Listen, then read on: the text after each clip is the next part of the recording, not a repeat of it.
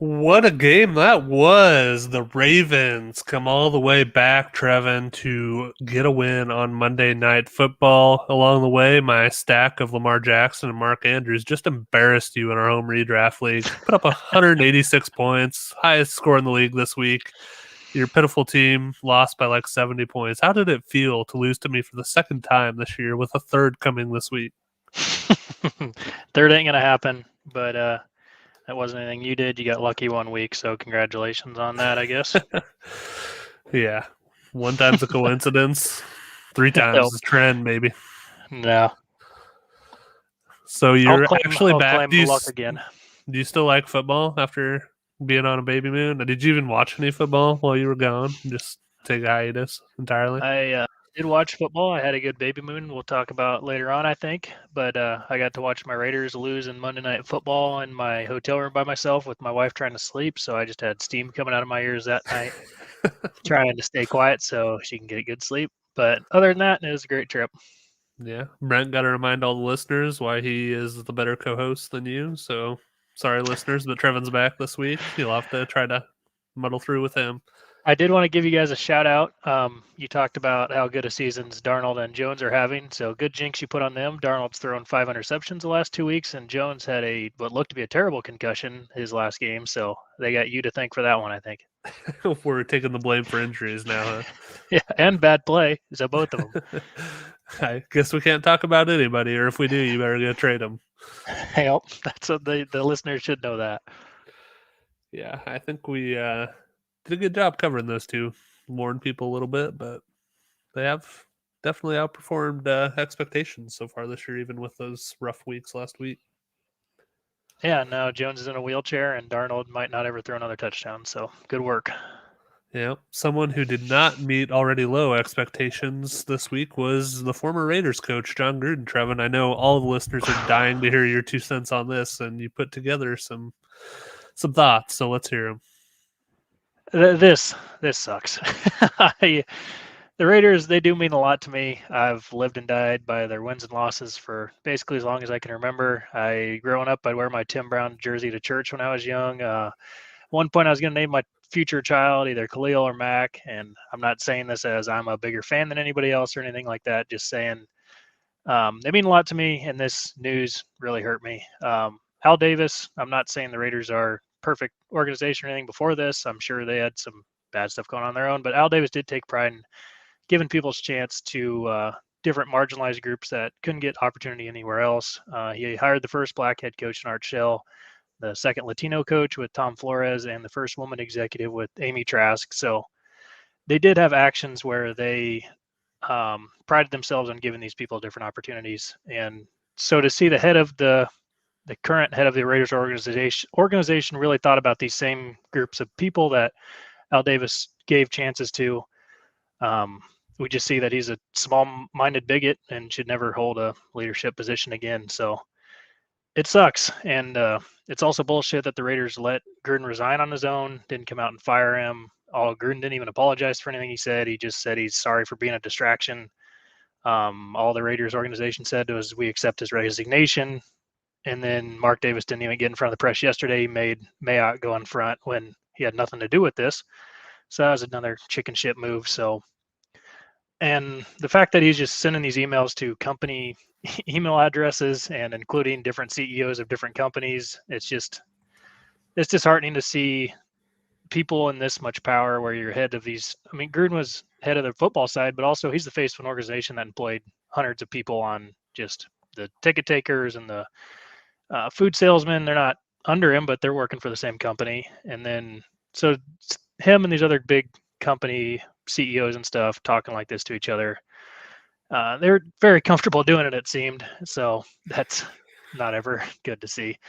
So kind of moving on to the football side of it, this is just a disaster. I don't know how this is anything good for the Raiders going forward. Gruden had all the power. He saw all the signs point to Mark While the decision for the next head coach. His last one was his dream coaching hire was Gruden, who didn't have a winning record in 3 years he was there, and also doesn't seem like there's a lot of vetting that went on when they made the decision. So I don't expect them to make a good one this one. This is a fun year so far. Had some potential to make the playoffs, and it's done now. I think he can't come back from this. I went through a lot of years rooting for teams that had no chance of making the playoffs. So having a team sniffing the playoffs is a lot more fun than rooting for a top 5 draft pick.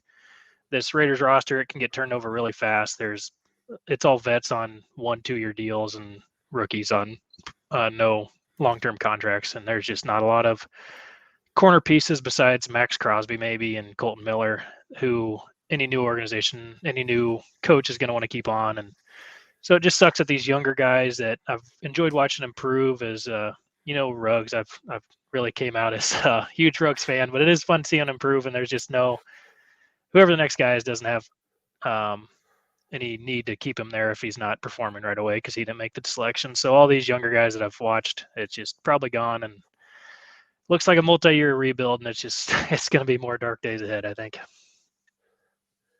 It's funny that for all your Ruggs and Josh Jacobs standing, you do not identify them as cornerstone pieces of this roster. So I appreciate the acknowledging the truth a little bit there. This is honesty hour here, and that's just how it works. Going back to Gruden just briefly, there was a lot of discussion that these are emails from 10 years ago or whatever it was. And I don't know how long the review period was, if it went up to 2017 or 18, something like that. The emails that were released were from 2010 to 2017. So, and then he started working for the Raiders. So I kind of doubt that Gruden's emails over the last 3 or 4 years are substantially different than what he was 10 years ago. I mean, 10 years ago, he was how old, Trevin? 48? Like 58. Yeah, 48 to 50 years old. 48 to 50. I think he's 58 now.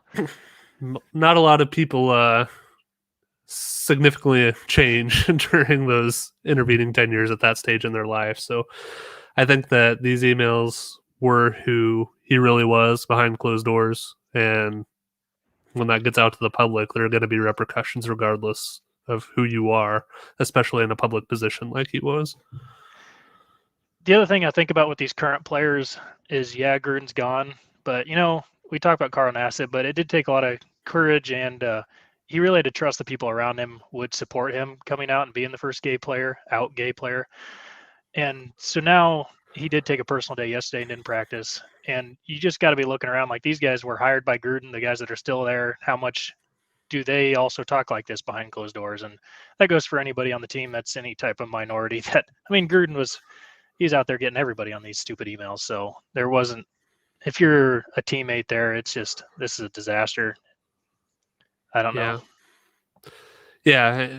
And, just because he hired them, he also had some of these people in these groups on the roster and on his staff that, so hopefully there are not a lot of people who are like-minded on the staff, and if they are, that they will be gone sooner rather than later. But it's incredibly difficult for the players, and hopefully all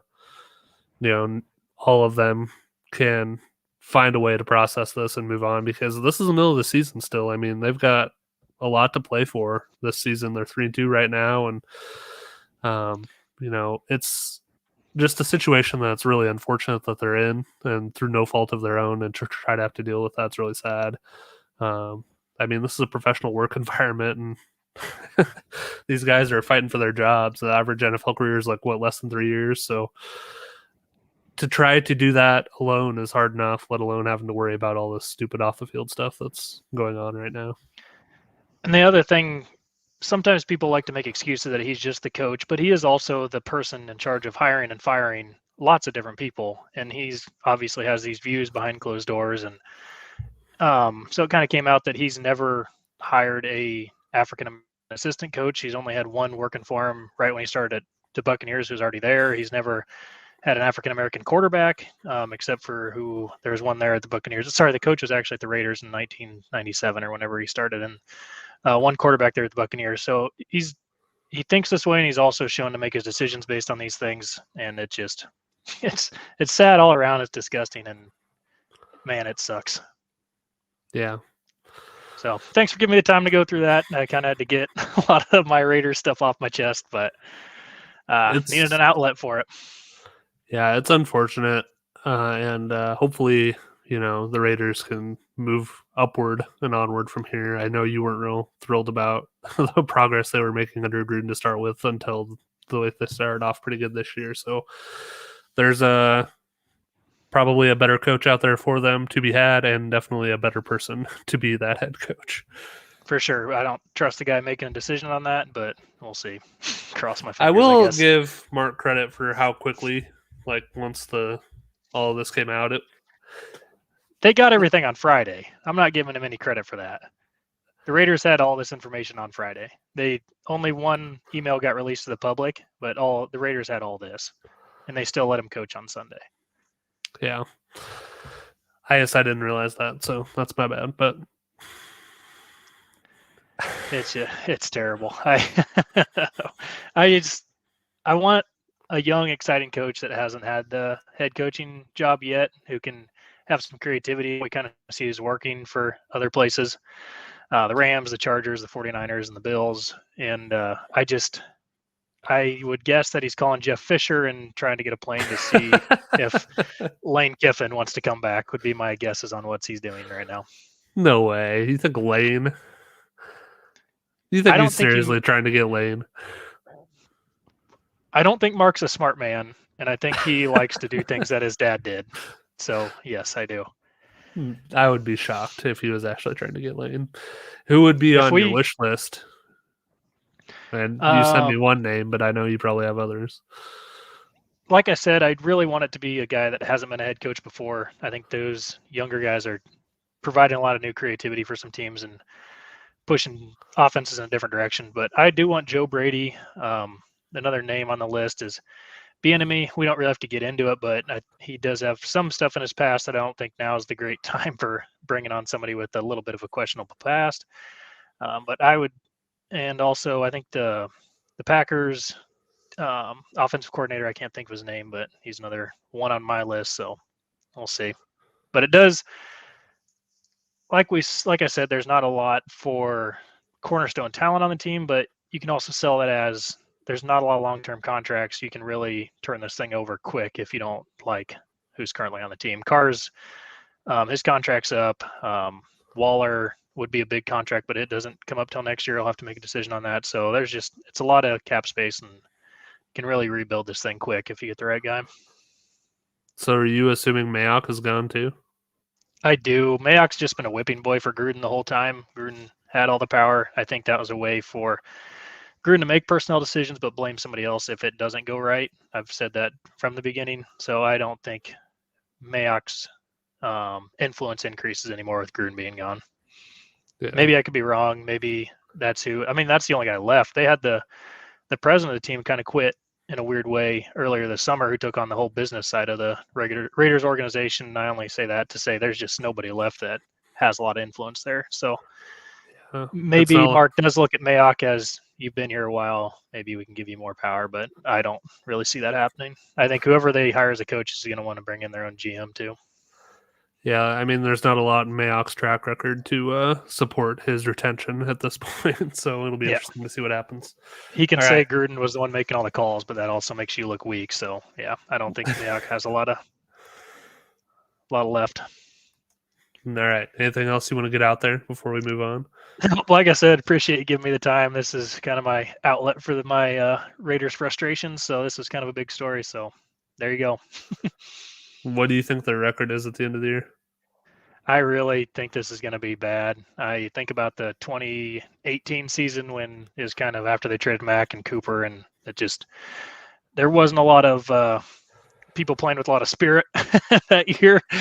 And so I really think it's going to be 5 or 6 wins is my fear. They kind of hit a easy part of the schedule here, but I think this is a mess. Gruden was the one making all the offensive calls, so to have somebody fill in for, he was doing a lot of the stuff as far as shifting and everything. He had a lot of control over the offense. So I don't doubt that the guy that's taken over can do some of that. And Carr is a veteran with a lot of experience, but to just replace somebody with that much power before, it's going to take a lot of work to get there, I think. So I don't think it's going to be good.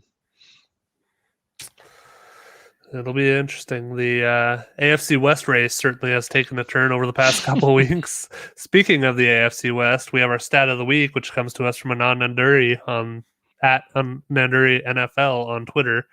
The Kansas City Chiefs defense has forced 11 punts through 5 games of the 2021 season. In week 1 of the 2018 season, the Pittsburgh Steelers forced the Cleveland Browns to 12 punts in a 21-21 tie. So in 2018, the Steelers forced more punts in one game than the Chiefs have through 5 games so far this year. It's pretty crazy. They can't stop anything. It's even a historically good offense, and it's just not working out with how bad that defense is.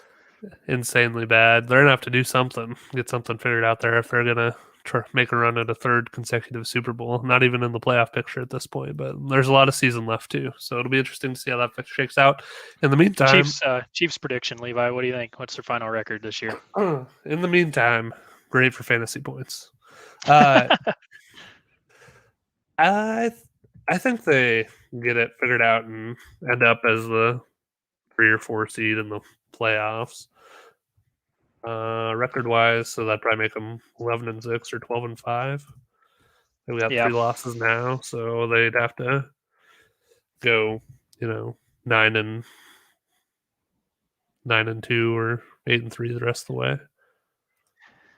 Which wouldn't be impossible for them. Would they have 2 losses last year, right? And that was with sitting the final week. So yeah, and you look at their schedule so far. They've played the Browns, at the Ravens, the Chargers, at the Eagles, and against the Bills. So it's not like they've had an easy schedule and they've just been blowing it totally. I mean, they've played some good teams as well.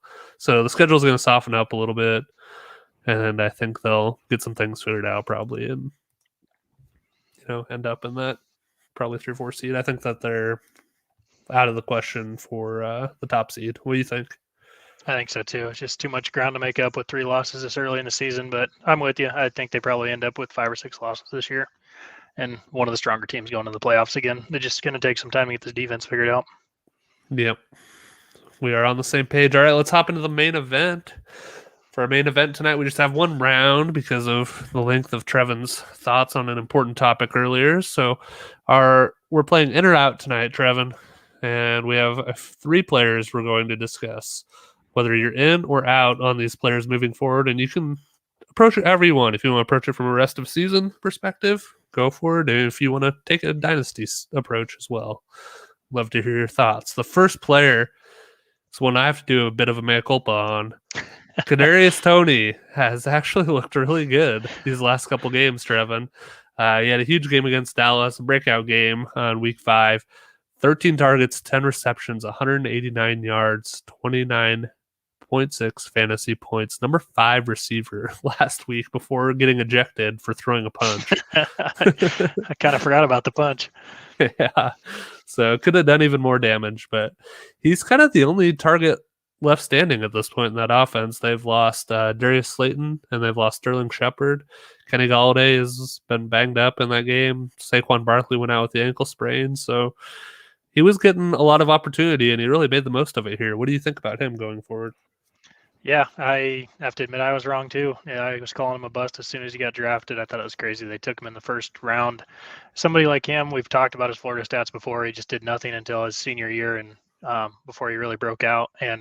But he looks explosive. Look, they're putting him all over the field, and he gets the ball in his hands. He's tough to bring down.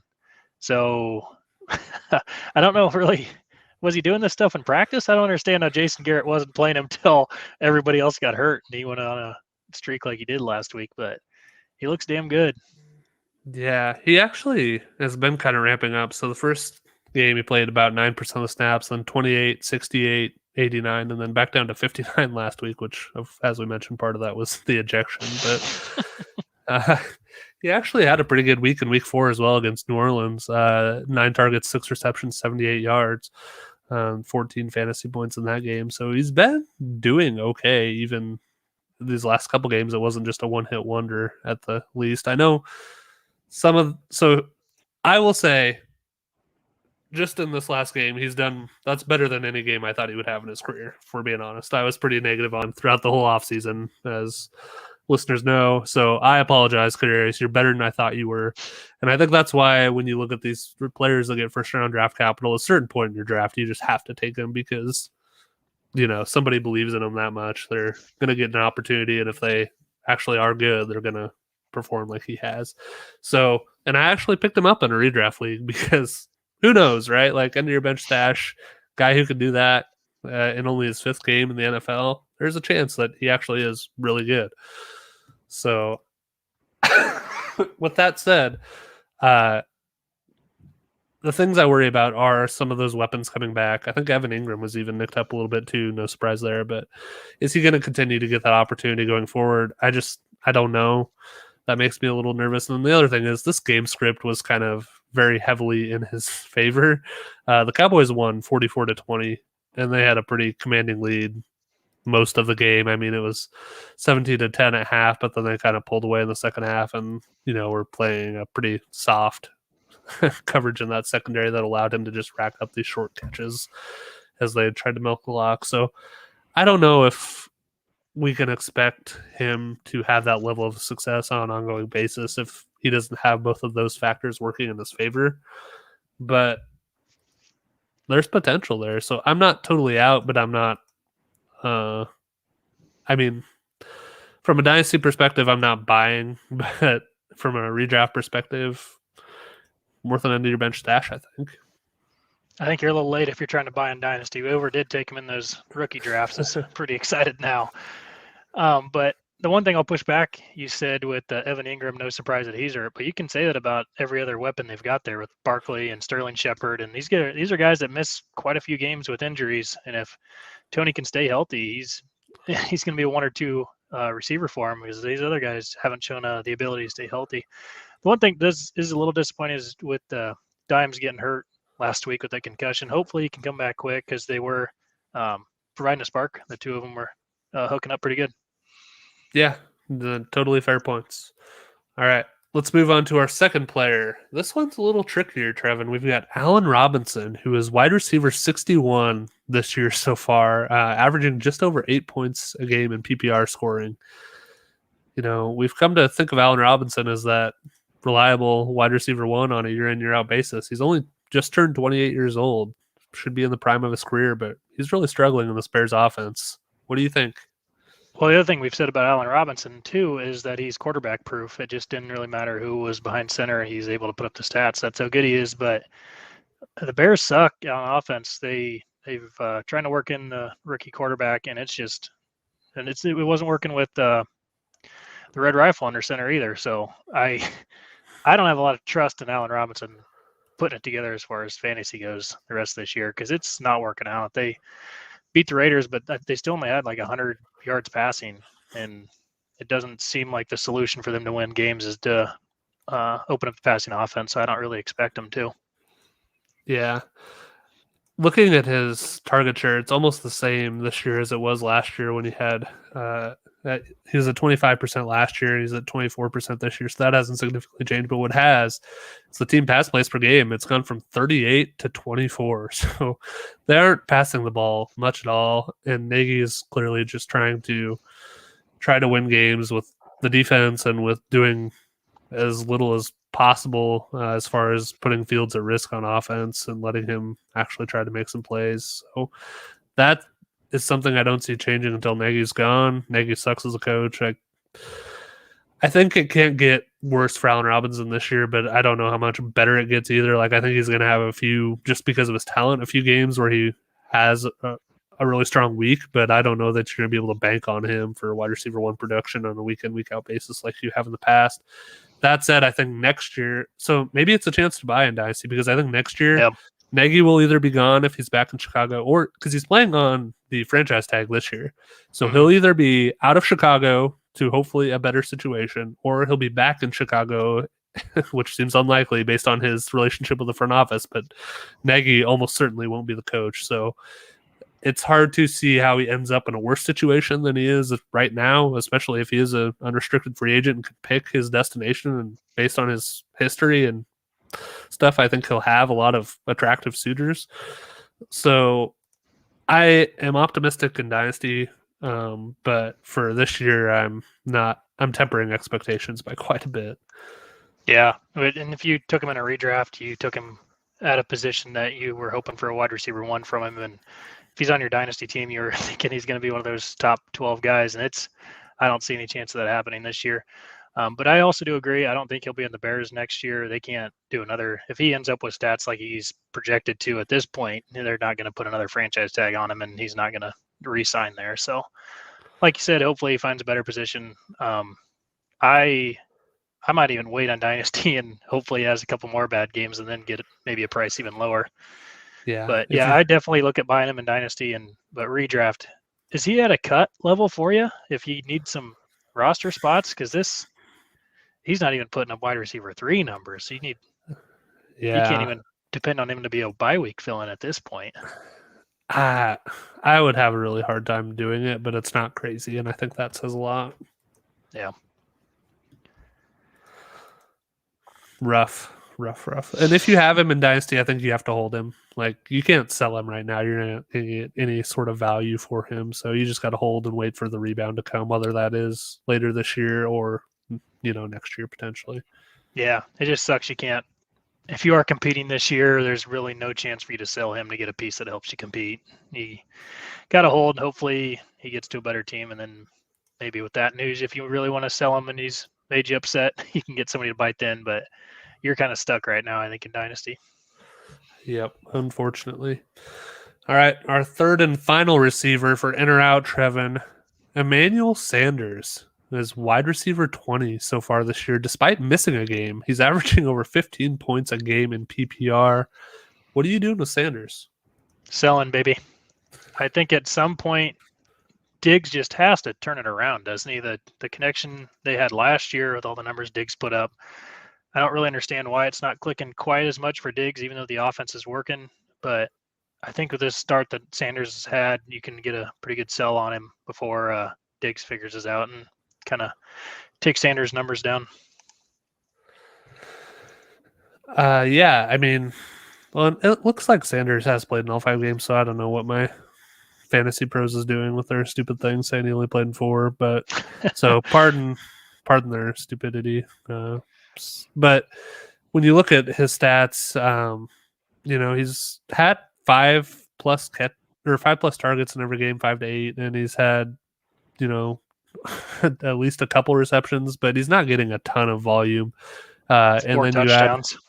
That's the big thing with him is he does have the 4 touchdowns, which, almost won a game, probably not likely to continue. He's only had 5 red zone targets, which is number 21 among receivers. And I don't know how sustainable that is. Look at target share. He's only at 17.7%, which is number 45 among receivers. So I think that I would expect going forward more wide receiver 3-ish production was, in that 30 to 35 range than wide receiver 20 where he's at currently. Not as many touchdowns as Knox, though. What a season he's having so far. Do you think Knox holds at his pace to get 20 touchdowns this year? Yeah, definitely. Go spend whatever it takes to get Dawson Knox. He's calling Fort Knox, baby, because he's gold in the red zone. I hate to admit this, but I'm pretty sure Brent had Knox as his either redraft buy or dynasty buy. I know he mentioned Knox, and I kind of laughed at him at the time.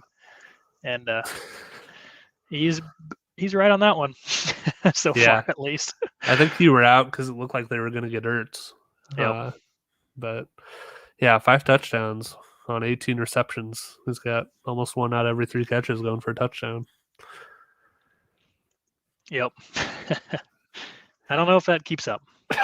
Yeah. He is in his 3rd year, though, which is when we expect those tight ends to start really hitting their stride, and he seems to be doing it. 261 yards through 5 games, not too shabby. So, he's probably not going to end up with 20 touchdowns, but he'll potentially have a pretty solid season the rest of the way. Yeah. All right. Speaking of one of these players, our pick-to-click competition last week, Brent. We didn't have this player on the list. Can I say one more that has really ruffled my feathers this year? It wouldn't be a show without you interrupting me in my smooth transition to get one last point in. So take it away. I just wanted to mention Odell Beckham Jr. It's not working out. I think this last game they had is gave him every opportunity to have his breakout game. It was almost both teams almost scored 50 points. With the Chargers at 47, the Browns at 42. So high scoring affair, plenty of times to get catches and get yards and have your breakout game. And no Jarvis there either. So he's the number one receiver. Didn't have a lot of other receiving options that appeared, and he ended with 2 catches for 20 yards. So when we talked about the Browns, I thought Odell might be good if you can get him at that wide receiver 3 price and have some big weeks, but this was a poor showing in a game that gave him every opportunity. So it's just not looking good for Odell's comeback. Well, the problem was they were just running the ball at will. Both Nick Chubb and Kareem Hunt had huge games, and when that happens, that's what they want to do. So they're not going to have the passing volume for Odell, and they're averaging 29 pass plays per game. So sure, but he still completed. Baker had 23 completions, which isn't a whole lot, but Odell caught 2 of those. Yeah, and Njoku had 7, and Peoples-Jones had 5, and it's just not working out. I think it's a combination of both. It's an Odell problem and it's a team situation problem. So, yeah, I know you were hoping for better things from him, but it doesn't look like it's going to pan out this year. So I'm out on Odell, but I've been out. Yeah, and like I said, I didn't see a wide receiver 1 year coming, but I thought if you get him at a 3 price and maybe he ends at a wide receiver 2, but it's not going to happen. I don't think. That was even thinking too highly. Yep, unfortunately. All right. Am I allowed to go to the next segment now? Or yeah, carry on. Okay. So our pick to click competition last week, Brent had Kadarius Toney, who hit our threshold, which is 15 or more points at a cost of $5,000 or less. Toney cost $4,000, so Brent picks up an additional 2 points and takes a commanding 4-1 lead over you and me. How is it that Brent quit being a full-time host of this, where he could actually give out good advice, and where he never gave out good advice, but now that he's still doing these picks, and all of a sudden he's nailing this, where he could be giving out some advice, but he's not around anymore for the people? Yeah, at least he's giving his picks. He's just not around to support them, so people are getting the benefit of Brent's picks. Yeah, but overall, all the knowledge is what the people wanted. Yeah, he'll have to come back if he wins our DFS contest. He wins his own co-hosting job back in his microphone. Game worn shirt. So you had Noah Fant at a cost of 4,900 who got 5 points. And I had Hunter Renfrow at a cost of 4,900, got 11.6 points. So he was tantalizingly close to 15, but didn't quite make it. This week, Trevin, Brent is going with Hunter Renfrow. He liked my pick from last week so much, he decided to give it a shot himself. Renfrow costs $4,900 this week, so he'd be good for 1 point if Brent hits it. Who are you going with? I'm on full tilt on this thing. I'm lucky to get guys that don't get healthy scratched, and I just can't get this thing figured out. So we're going to go with the guy who had a pretty good week last week. Mecole Hardman finished last week against the Bills with 9 catches for 76 yards. So hopefully he keeps that momentum going forward and can get me a stupid point on this. You really are not very good at this, huh? No, it appears that way. I'm going with Amon-Ra St. Brown. So the Lions have a pretty good matchup this week. They play Cincinnati, who's not a tremendous pass defense, and it's in Detroit. I expect it to be pretty high scoring just with how much Cincinnati, has been putting up this year. And they got T. Higgins back. They've got Jamar Chase, who looks like a star. So, and the options for Detroit are pretty limited. They got DeAndre Swift, and they've got TJ Hawkinson, who's really cooled off after his hot start to the season. Quintez Cephas just went on the IR, so Amon-Ra St. Brown looks like he could be the next man up, and he's been getting quite a bit of work. He had 6 catches for 70 yards in week 4, 7 catches for 65 yards in week 5 against the Vikings. So he's got 8 targets each of the past 2 weeks, putting up 13 and 13.5 points. I think this is the week he gets into the end zone, gets over that 15-point mark. Trevin gets me a point here. He costs $4,200 this week on DraftKings. Yeah, I like it. All right. Trevin, question of the week. You're back from your baby moon. You went to Charleston. Yeah. Would you recommend a baby moon, and would you recommend Charleston? I would recommend a baby moon. Of course, Anybody that's at this stage of having their first kid, there's a lot going on. You're planning everything, trying to make sure everything's ready for when the baby comes, because it can really be, hopefully not this soon, but in about a couple weeks, it can be about any time. So it was nice to get away, spend 4 days of just me and my wife. And we kind of went to a place that didn't require a lot of travel, just relax on the beach for the most part. So nice to get away and kind of get our mind off everything. I bet. You're Charleston so was soft. cool. Charleston was a cool town. I've never been there. Spent 2 nights kind of in the downtown area. You can walk to everything there, and then 2 nights on the beach in a little resort. So it was really nice. Nice. Glad you had a good time, buddy. I'd recommend it. Thank you. All right. Let's do a quick beer check. I have None of Your Business Peanut Butter Stout. This comes to us from Grand Armory Brewing, where is it located? I don't see it on their bottle immediately here. So, Grand Haven, Michigan. There you go.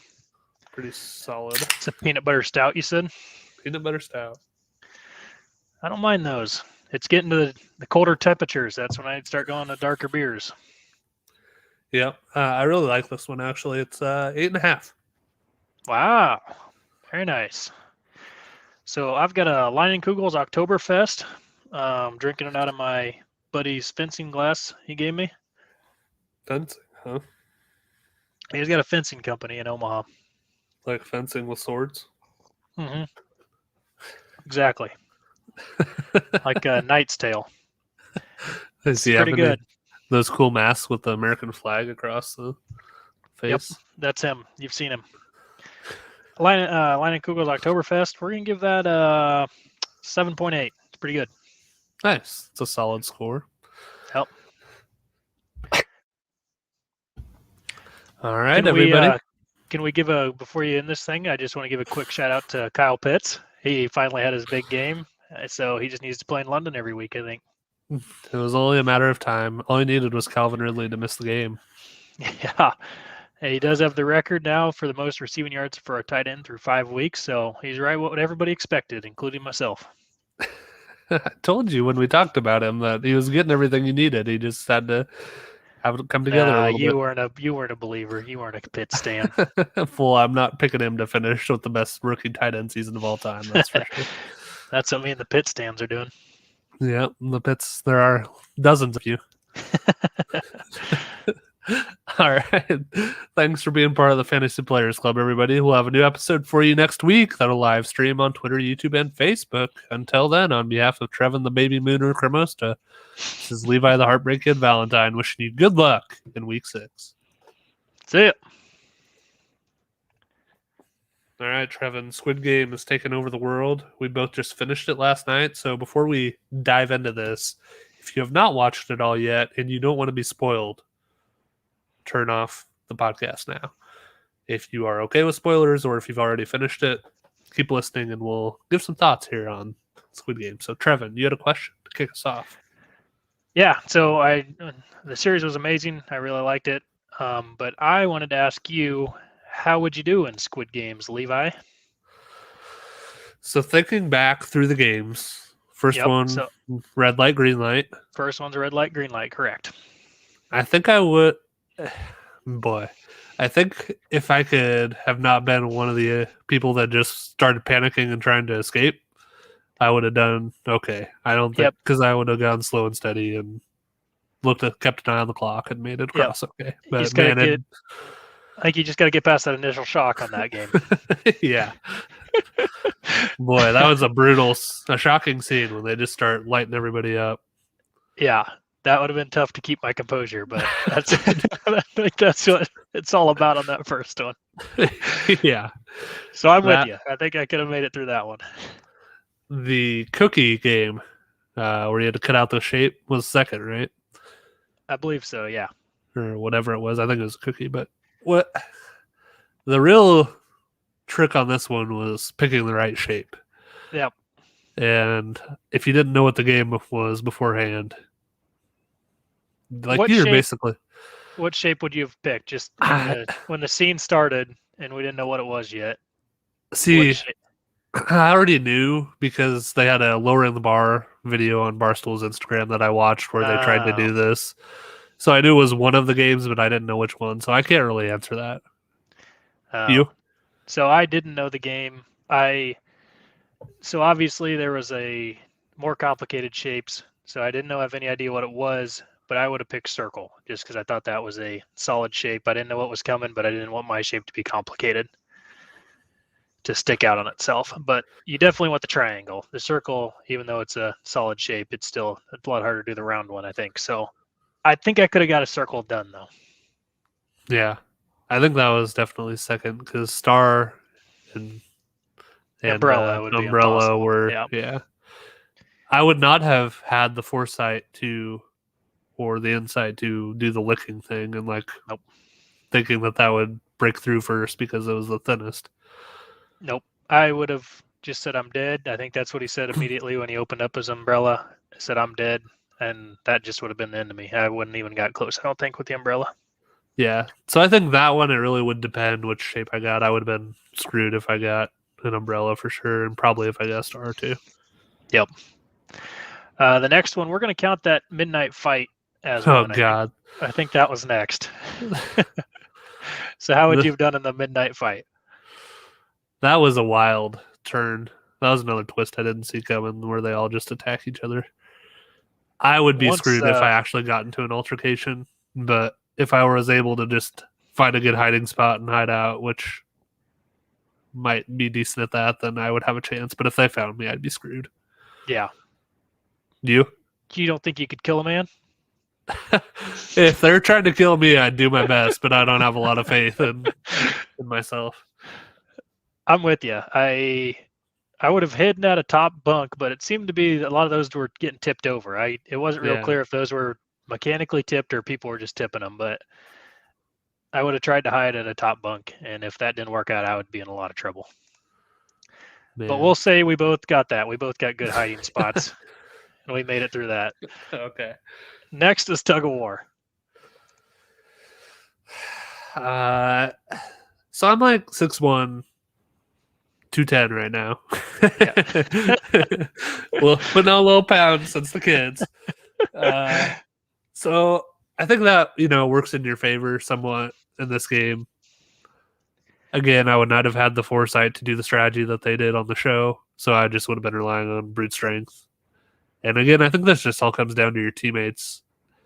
And I like to think that I would be good enough at strategizing and forming alliances that I'd have a pretty good team, but it is hard to say. Like, you can't really, know until you're in that situation, I don't think. What about you? Yeah, I'm a little bit larger than you even, so and if it is you make it sound like we're just both huge 6'4", 215-ish, 220-ish, so ding. Definitely would have been, if it's against these South Korean guys, they all look pretty small. I think I ought to be somebody that people would want to have on their team if we're picking teams for tug of war. But if it's Americans, you're in trouble because we're all bigger. Yeah, Americans, I'm in trouble. But if happen to be in South Korea when this thing started, and we're playing some tug of war, I think my team's got an advantage. So I like my chances on tug of war. I like both of our chances in Korea at tug of war. Okay. So what was the next one? Marbles. Marbles? Right? Yeah. This one, boy, that was a tough episode to watch when it flipped it on him. Yeah, it really took a turn there. Another turn that I didn't see coming. I'm all about a fair game. Fantasy, whatever the game is, I want people to play straight up and fair. To this would it be hard not to try finding a way to cheat if it's for my own life. Yeah. And trying to weasel some marbles out of my opponent. But if it's just straight up, this seemed to be more luck than much strategy, unless you could get your opponent to pick a game that you actually know you're good at, the throwing it in a target or something. Yeah. This is where that one guy became unforgivable. Yeah. The one that took all the marbles from the Indian guy and filled his bag with rocks.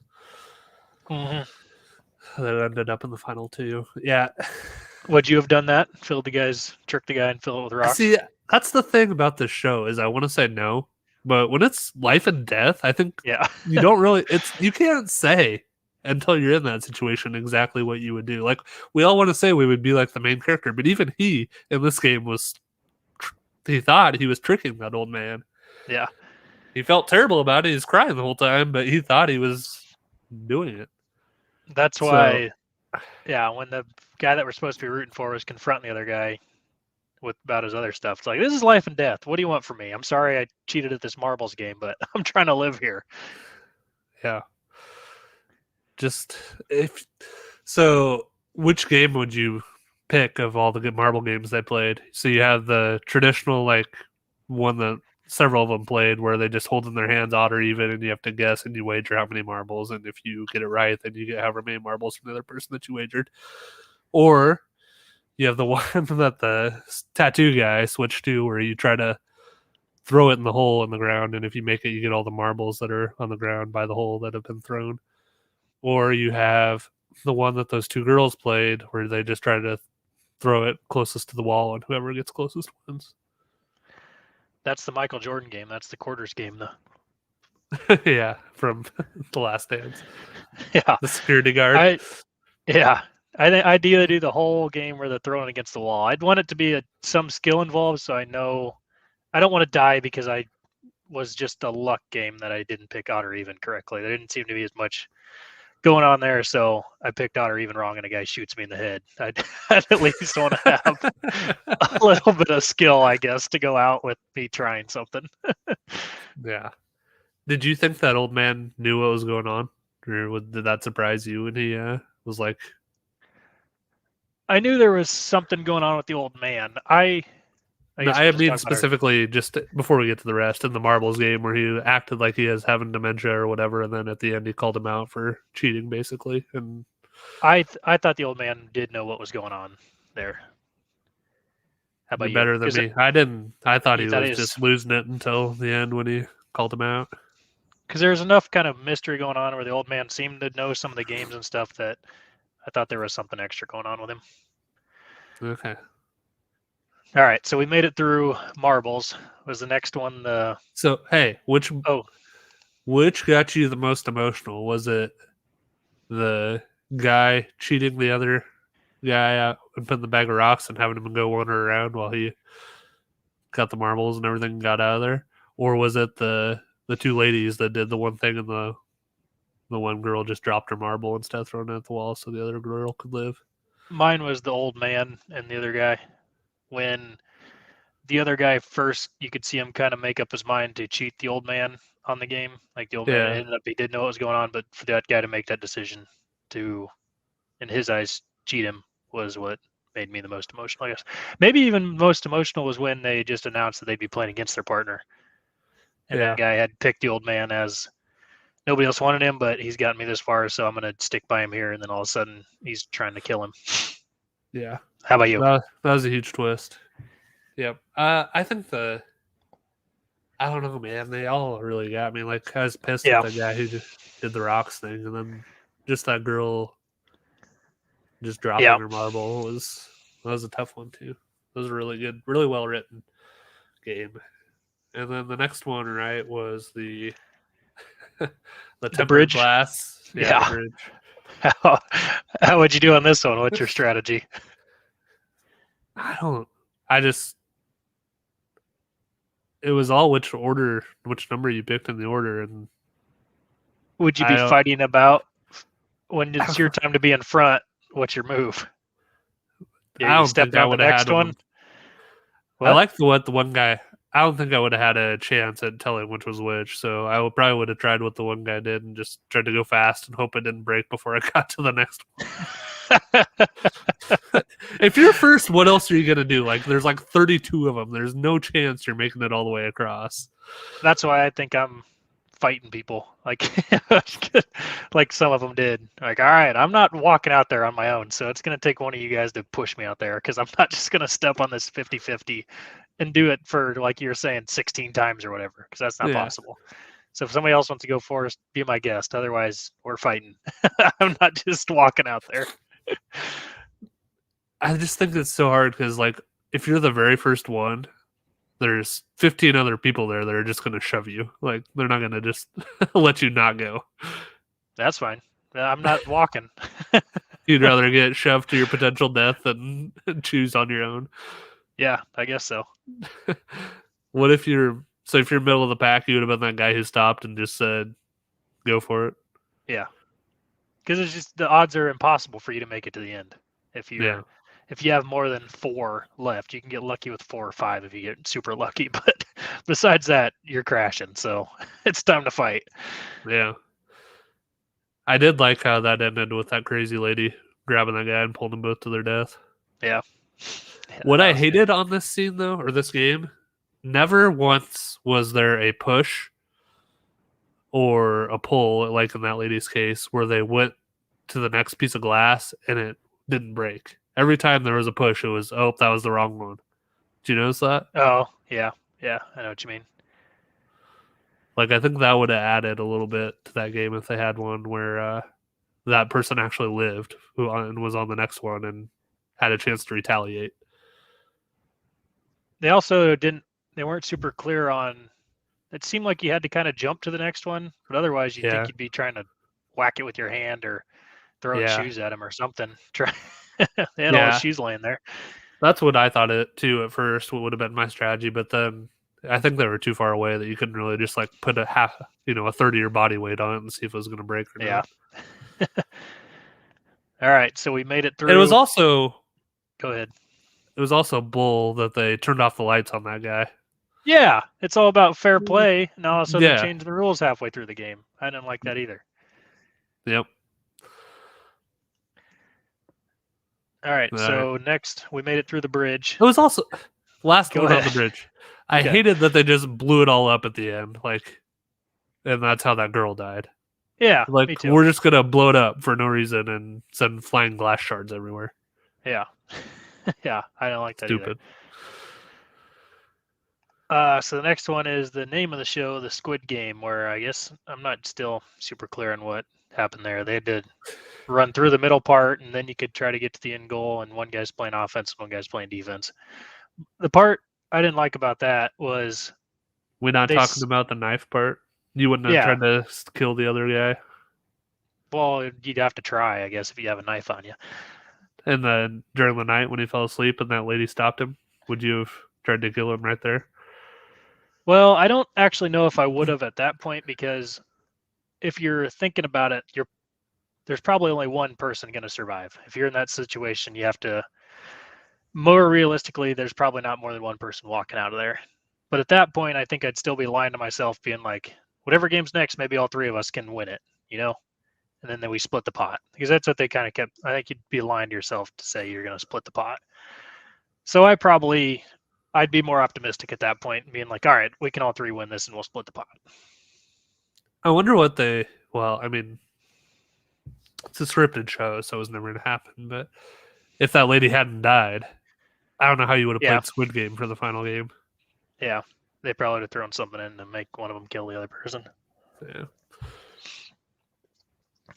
So the Squid Game scene, basically a fight to the death.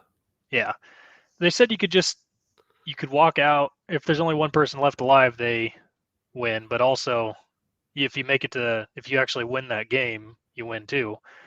But a couple of times he had the guy on the ground, and he would have just walked over and won the game if he wanted to. But he kept going back and fighting the guy more. Was the part it wasn't clear if I didn't know the rules or what was going on. Yeah. I don't know. You think you could have beat that guy to fight to the death? I like to think if I am out of options and it's pretty clear it's just a fight to the death, then I guess I'm fighting to the death. But it's definitely not going to be my first choice. I don't think. I'm not a trained fighter or nothing. Yeah. How about you? When he got the knife through the hand, that's where I think I would have struggled. When that guy stabs it through his hand. Yeah. Before that, you would have been all right with the fight to the death. I guess he also got the knife in the back of his leg. That would have... Boy, I don't know. I don't know. I'm not a fighter by nature, so I wouldn't like my chances. But it's just the whole show is just like, how would you perform these life or death situations? And I just don't know if I can really answer that. Oh, I can tell you not well. Not for you. I'm not speaking for you. That's for me. I'm saying I'd be okay at some of these games, but I wouldn't do good at this at all. It's just fun to talk about. Well, and just I can't imagine like it's basically like Survivor on steroids, which Survivor should totally take their approach to some of these games Killing instead of the people, killing each traditional. other. Oh, Yeah, instead of like because Survivor is always like either team versus team or yourself on your own against every person for themselves. I like this how it was like you had to pick 10 people to be on your team and you didn't know what the game was going to be beforehand, or you had to pick 2 people, like that. I yeah. mean, not knowing what the game is just adds a random aspect that I think would be cool on a show like Survivor versus like usually on Survivor, it's your tribe or whatever, and you know exactly what's going to happen. Like you don't know what the game's going to be, but you're competing with your tribe or you're on Yeah. your own or whatever. And the part I don't like about Survivor challenges is and I know they do it for the TV and so everyone's close, but they always end in a puzzle, basically, all the team challenges, and that's kind of an equalizer. That way they're always ending up closer and for TV, but that's all. It always just comes down to a puzzle. Yeah. So that's a thing I really appreciate about this show, though, was just it took a different approach to the games than we've seen on a lot of game shows, which I thought made it more interesting. Just for the TV show too, I did like how they showed the pink guys, the guys in suits, like they were probably desperate people just trying to kind of do jobs for the most part too. It's not like they're just faceless stormtroopers. They had their own stuff going on. So it's a good TV show. I really liked it. Yeah. So you determine that they are pink suits. Who was arguing with you about that? My brothers and me, they kept saying they're red suits, and I said those are pink suits, and I said they must have busted TVs because those are pink. And Liz agreed with you, I assume. Did she watch this? She did not really. She watched a little bit while I was watching, but she didn't get into it. Too much violence? She didn't even see violence. She just, I don't know. Sometimes she can just be out on shows. Understandable. Shelly watch it with you? Yeah, we started watching it and I think we both kind of were struggling to get into it until the first game, and then once we got to that point, we were both hooked. So, yeah, wild show. So, any thoughts on the overall message of the show? How you had these VIPs and the brother that was the headman and all this other stuff, and the old guy ended up being the host. I did have an interesting thing about those. I was listening to a podcast that talked about the VIPs were probably the weakest episode because every episode was so strong. But they said probably part of that was this was filmed during COVID last year, and it probably wasn't supposed to be a huge international hit. It's probably just supposed to be kind of a South Korean thing. So more than likely, the actors for that episode were just the only native English speaking people they could find in South Korea to do a TV show. So that was kind of interesting to think about. But have you ever seen Parasite? It's a very similar message to Parasite, the movie. They're both where they live South in the Korean basement. directors. Yeah. And so they both kind of end the same of you can't change whether it's capitalism or just the nature of what's happening here. There's no way for you to change it. You can participate if you want to participate, but it's gonna keep going without you. So I think that was the message. That's what I took away at the end when he called that thing like he was gonna go back and destroy it or whatever. But I think the message is there is no destroying it. If you participate, then your hands are gonna be bloody. I think that is a similar message to Parasite. Yeah, it was pretty interesting in it. I saw that this guy tried to get the show made for like 10 years or something and kept getting rejected. And then finally, it sounds like with all the social activism around income inequality and some of those topics, and particularly with COVID and how that's kind of evolved over the past year, that's maybe what spurred Netflix or whoever greenlit this to actually make it. And yeah, it's just kind of interesting how this concept was out there for so long and the world kind of moved to where it was something Yeah. that resonated with a lot of people. And I mean, it's the number one show on Netflix for like tons of countries, right? Maybe almost every country. Well, yeah, but you also can't believe anything written Netflix says about their own ratings because they don't police it. So they say Yeah. it's like the most popular show they've had, but also it behooves them to say every news show is the most popular show they've had. So Yeah. Well, at any rate, it's yeah, smash hit. It seems it's like very so. popular. Yeah. But yeah, so I just thought that was an interesting kind of backstory to the actual show too, and I don't know. It's I felt like there was a little more that they could have gone with the VIPs and with the headman to just extrapolate on that a little bit in the story, but because it's I like think you have these. I think it was intentional. The VIPs were just supposed to be goofy caricatures, basically, and not have backstories and not give them any type of redemption or anything. These are just supposed to be evil people. Yeah, But the weakest part for me was the cop brother story. I think that was a way for them to tell that side of the people there at the island, but I didn't really care about that plot. what do you mean? Tell that side of the people? Well, that's how they kind of introduce that there's the pink suit people do have lives and they have their own kind of stuff going on. And I think where they're living in their own cubicles and they also only go by numbers and like they're obviously not doing great themselves. They just happen to be on the other side of what's going on this island. Yeah. So I think that was the way they told that side of the story. I just didn't care about the cop and the guy ends up being the cop's brother and all that. Yeah. All right. Any final thoughts?